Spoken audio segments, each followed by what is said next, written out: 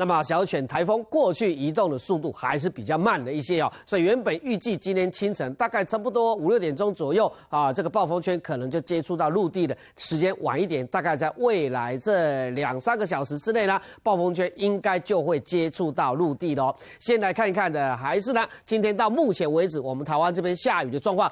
主要的降雨是以北部、东北部这一边为主哦，倒不是纯粹是这个台风外围的云层，反而大部分都是东北风在这一边吹，有一些地形性的降雨所带来的这种降雨量。到目前为止，累计降雨量比较多的宜兰的山区大概50几毫米，其他30几到40毫米。今天随着时间的增加，越晚北部、东部的降雨就会越明显哦。那至于说这个小犬台风未来移动的状况，暴风圈的边缘距离陆地事实上并不是很远哦，在可能差不多在2个小时、1、2个小时左右，暴风圈可能就会接触到东半部的陆地了。那接着呢，持续偏西的方向移动，明天早上5点钟已经快要接近到台东的南边了。那预计呢，差不多在明天早上也有可能差不多在8、9点钟的时候，台风中心可能就会在台东的南边登陆，紧接着穿过我们台湾到了明天下午，台风中心会出海。那紧接着礼拜5早上5点钟的时候，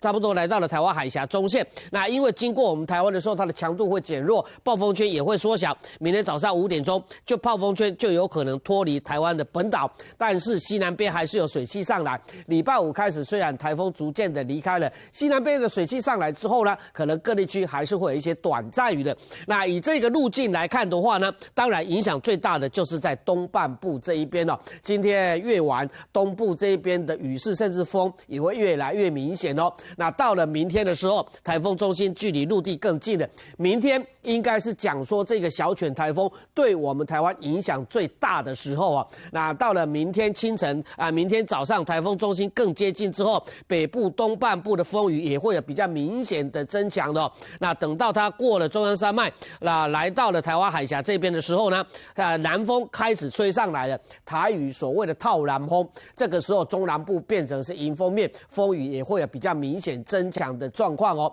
那这个台风这个路径来看，除了花东本身的风比较大以外，其他很多地方可能都会有来到9级的强阵风哦。这个大概就是它停班停课的标准边缘了。那是否会停班停课，当然还是要由今天晚上各地的县市政府来做决定。只不过以目前的这个资料来看的话，很多空旷地区都有可能来到停班停课边缘的强阵风9级的状况，风力的情形也是要注意的哦。包括了在暴风圈边缘的北部跟东北部这一带，因为原本就有一点东北风在了，再加上台风接近了这跟东北风产生的共伴效应虽然很弱，但是这一点点共伴效应也就造成了北部这个山区雨势恐怕都会很大的。那至于说刚刚提到了北边的高压在这里，它的范围虽然边缘只有稍微压下来而已，但是还是有跟小犬台风产生了一点点共伴效应，这个是对北部、东北部山区再来大雨的这一种状况。那台风眼原本看起来不是很清楚，在过去这几个小时，这个眼又看起来比较清楚一点哦，基本上强度变化不是那么的大，大概距离中度台风的上限差2个等级哦。虽然差2个等级，但是它还算是一个比较强的台风哦。整个厚实的云层大部分在海面上面还没有进入到我们台湾，所以雷达上面我们来看看。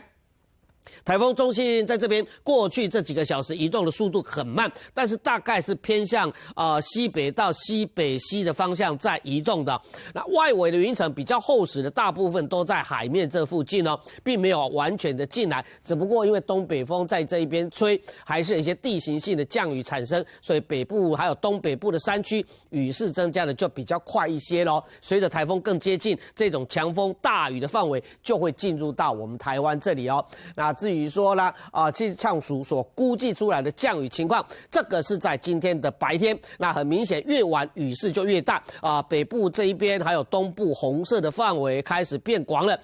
今天晚上到明天的清晨，台风中心还没有登陆哦，只不过下雨的范围更广了。除了红色一大片之外，里面还有这种紫色甚至粉红色的，代表12小时的累计降雨量就有可能来到200甚至300毫米的哦。那南部这带雨势增加加比较明显的，大概就是屏东靠近东边的山区，还有比较南边牡丹啦、车城啦、恒春这一带哦。那其他地方呢，台南、高雄、屏东，等到了明天的白天，整个雨势啦、风也会有比较明显的增强的。我们看到这个是礼拜四的白天，除了东部这边持续的雨势比较大以外，南部这边的降雨也会有增多的情况。那以这个气象署所预估出来量最多的花莲跟台东的山区，可能有800到1100毫米的降雨哦，最多可能会破1000哦。排名在第2名的大概就是在宜兰东北部的山区了，最多的可能会有来到500到800毫米左右哦。那至于说在南边的屏东的山区，可能也有差不多500到700毫米左右的降雨哦。